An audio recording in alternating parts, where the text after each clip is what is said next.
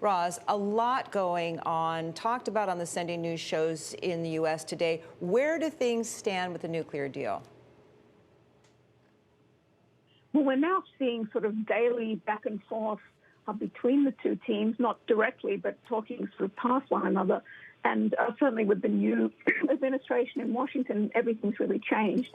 But it seems like the U.S. administration, Jake Sullivan, the new national security advisor, wants to make it clear to Iran that, as he said today, the ball is in their court.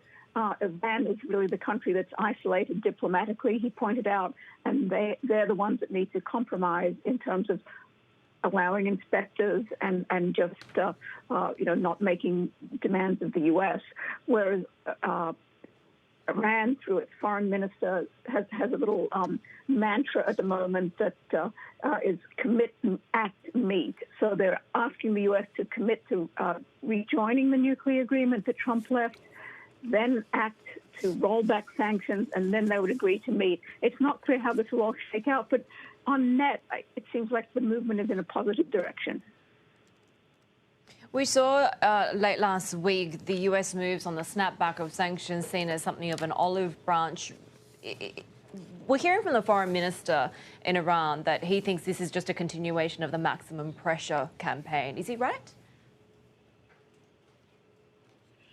Well, I think he's partly right, because I think, at least at this point, the Biden administration doesn't want to be seen to be giving away too much to Iran, just as they are with China.